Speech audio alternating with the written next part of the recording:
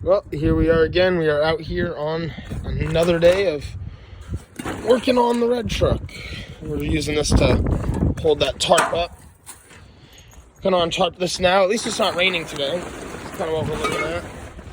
Alright guys, so now I'm gonna move on to changing the water pump. That will go right here on the engine. I'll clean up any debris that could have fallen right here. This is a new timing chain cover, as you just saw me replace.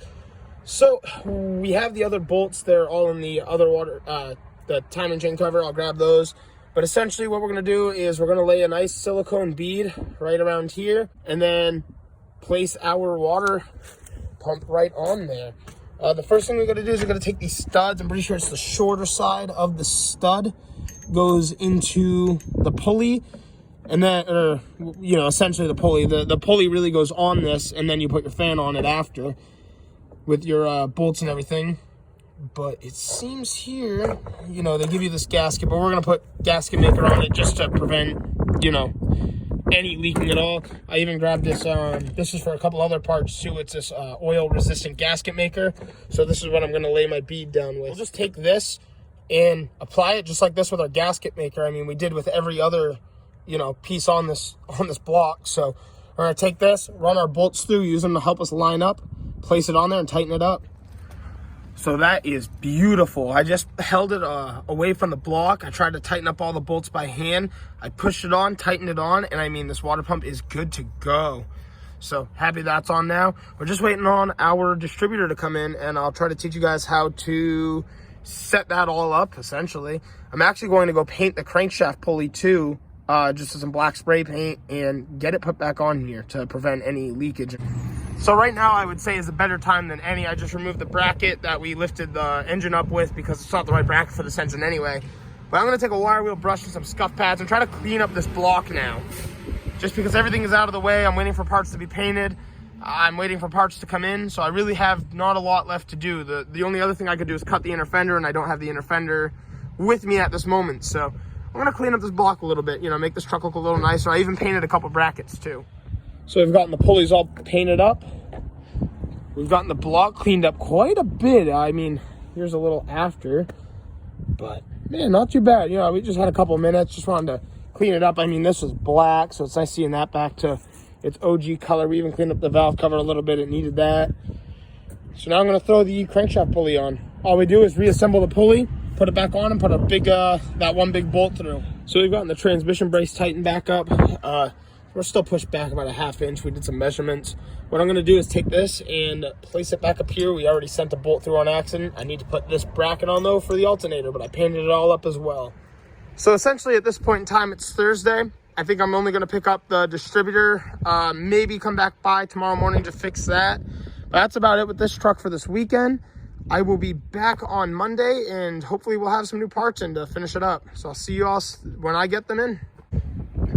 So something we got going on right now is I have the clutch and the fan to be assembled right here right now. So we're going to get this together and get it back on the front of the engine.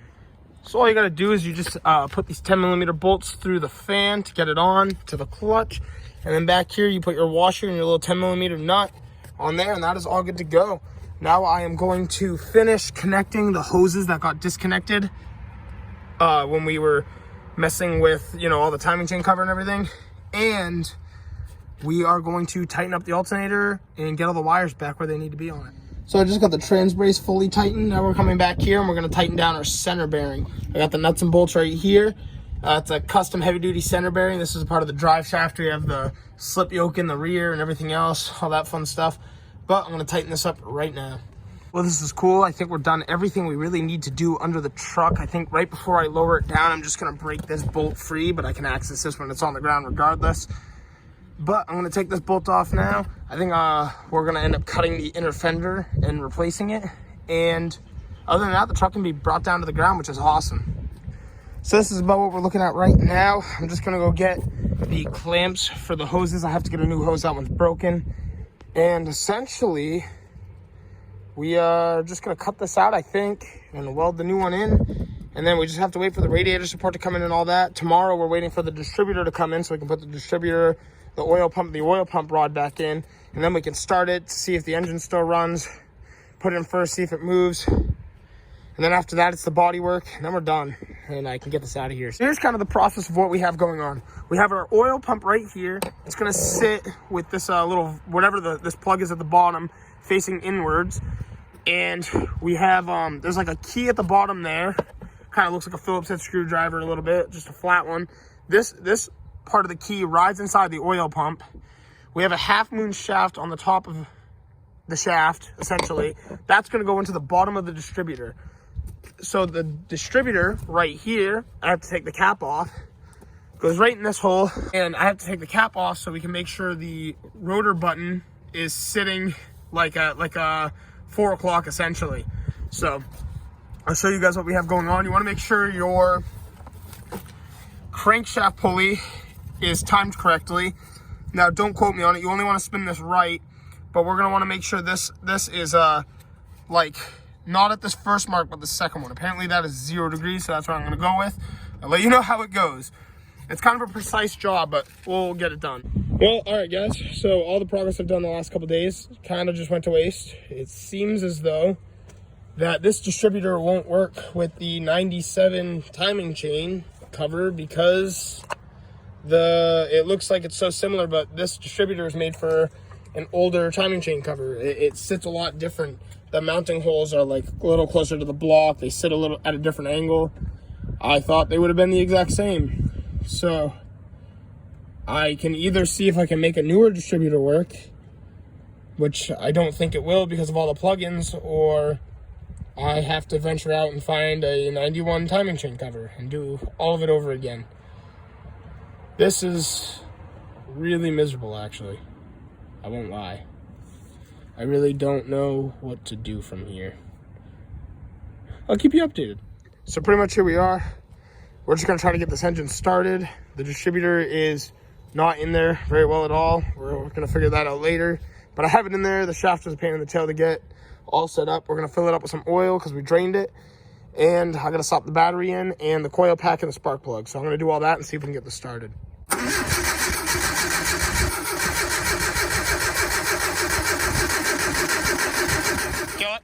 Good morning, everybody. We are back out here today with the red truck. It is Wednesday now, the following week. Been a couple days since I've messed with this truck because I was just working steady on the purple truck trying to get that done. With that being said, we have a whole bunch of parts in here. We got the hood, the bumper, the radiator, the fan shroud, the bumper brackets.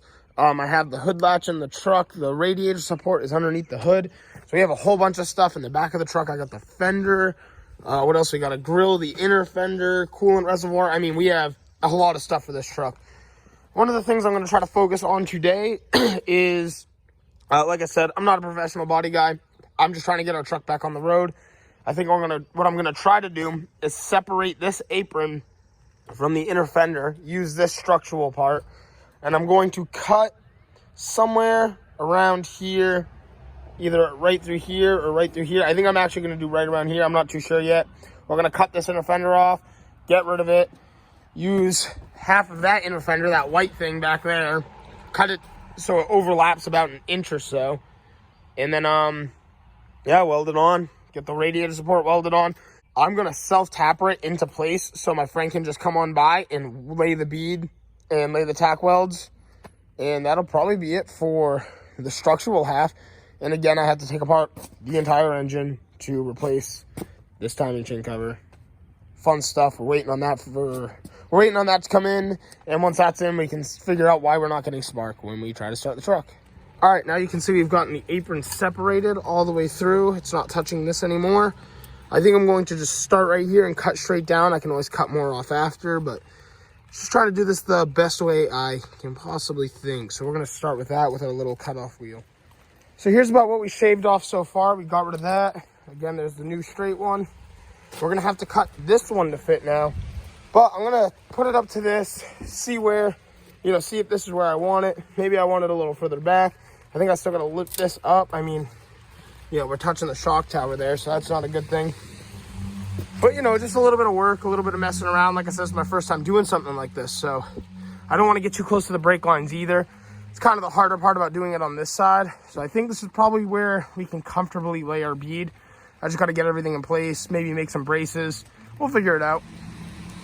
And so I've started making my cut inside of this inner fender, right where we're gonna wanna be. We're leaving about an inch overlap. And what we gotta do really quick is just, again, drill the spot welds off the outer apron piece and cut off the excess radiator support from the truck this came off of, essentially.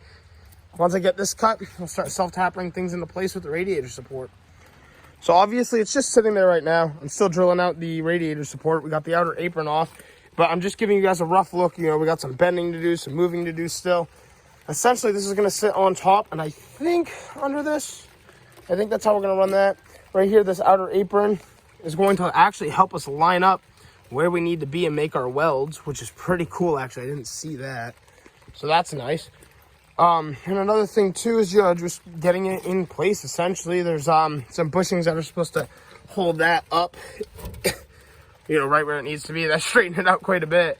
So I'm pretty happy. I think this is gonna go really smoothly, actually. I'm pretty happy with how this is gonna go. But again, I'm just gonna finish drilling this out and see if I can test fit the radiator support and get our self-tappers in place. So before we do any welding, I just wanna say, look at this. This is not going too bad. See, it overlaps, underlaps here. Just have a couple self-tappers in place right now. Like I said, I gotta hammer it to it, straighten it out, weld it all up. Well, we're gonna clean up these surfaces, weld the bead down there. But with all the self-tappers in place right now, all the holes are lining up there. I mean, look at that, our bolt holes, and then once that gets tightened down, not bad. Now we're gonna try to set up our radiator support, but I may take apart some of the engine first. I'm not gonna make a video on that because you already know how that goes. You just watch the whole thing, and just kind of get down to that timing chain cover again so I can replace that once it comes in. All right, so this is what we're looking like so far. All the self-tappers are in. Well, I mean, I can put a couple more, and then, like I said, we'll have it all welded up, and the self-tappers can essentially come out. But until then, not bad. Honestly, like, pretty impressed. Most important weld to me is right there, that seam and this apron on the side. I'm new to this. Like I said, we'll figure it out as we go. But not bad. And yet again, I still got to take apart the engine. So I'll probably hop into that right now since this is square. So this is where I stopped today, unless we get the timing chain cover. I don't want to take anything off because it's kind of raining right now still. I don't want to get water in the oil and in the engine and all that stuff. So we'll probably come back tomorrow. Like I said, I'm happy to have this all kind of fitted in. That's a really nice feeling. Feels like it's already starting to come together. Once I put the pieces right here and right here, the little, I don't know, I'm trying to think what they're called. Kind of like a rubber piece that stops your hood from going down all the way or lets you adjust the height of it. I can measure crosswise to make sure everything is square. If it is square, we can do the welding. Yeah, that's pretty much it. I just don't want oil to leak out all over the ground and stuff, so we're just going to stop there. Once I get the timing chain cover, we'll lift up the truck. Hopefully all the oil will go to the back, take it off, replace it, and then really like do all the body work and get out of here. All right, that is looking great. We got our bumper brackets in. The inner fender is all welded in. It's all grafted in place. So now I think we're good to set up our fenders. So we're gonna get right into that now. So now we're starting to look like a truck again. We got our fenders kind of on. They're just like loosely on right now. I have a couple bolts, not all of them holding in. I want to put the hood on and make sure everything is square. It's kind of the test in it. If these two fenders aren't parallel with each other, the hood's gonna be off. So I'm gonna try to get the hood on by myself, see how it looks. If the hood is good, we'll finish tightening down the fenders, we'll tighten down the hood, and we are good to put our bumper and everything on. Okay, so let's try to put the hood on myself. I think the best plan of attack right here is to take the hinge off right here and on that side, mount it to the hood, and then only try to feed the hood through these. So we're gonna try that now. Yet again, we have a lot of body panel adjustment that still needs to be done. Over there, we got a bit of a gap going on, so I gotta figure out why that is. But so far, not bad. Really, this truck is already starting to look much, much better. It's starting to look like a truck again, essentially. So, very happy with it. All right, and there we have it. The fenders and the hood are now on. A little tight on this body line here. I guess I gotta adjust some more. And on this side, I don't think we're too bad. It's a pretty decent line. Obviously, it looks a little off because of the stripes, but you can see that's pretty spot on. So I'm not mad at that. I really like that. I think now we're either going to do the cowl or the bumper. You guys will see next time I start at the camera which one I did. So now we have the front bumper on. I think next I'm going to do the cowl. I don't think I'm going to put the grill on currently because all this extra room is really nice for working on the engine. So it would only make sense. I'll probably do the hood latch today. I'll probably do the cowl today.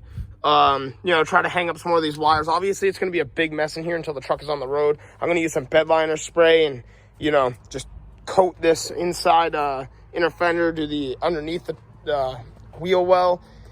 And probably get the headlights in, maybe the vents on the bumper, and that'll probably be it for today unless the timing chain cover comes in. We're still waiting on that. So the bed of the truck is now looking pretty empty. We only have the grill back there, the fan shroud. This boot's going to be the very last thing that goes on. We need to make sure the truck runs properly. But we have the fender flare sitting there. Right in here we have the radiators. These are all the parts that go to the engine. On the other side, there's almost nothing left for things that need to go together. But this is where we sit right now. I mean, I'm pretty happy with the work that's been done. We're going to pop this on right here for the hood. I just threw it there. But in this time, I got the headlights on. I started to get the grills on. The zip ties I bought are absolute trash. I need new zip ties. I got the plate on. We got the coolant reservoir in. I tried to run some of the wires. We got one corner light on for now. I grabbed the delete plate off of the old fender and the fender flare, so that can go back home now. I mean, we're getting pretty close. And the hood closes and latches. I put the latch on. With the aftermarket latch, you have to cut it down. I don't know why. It's like they never tested it because it hits the hood, but that's fine. But basically, all I got to do is throw the tarp over the engine, close the hood just to prevent any water from getting in that way if we have a big rainstorm. But I mean, not too bad. So all we're waiting for now is the timing chain cover again.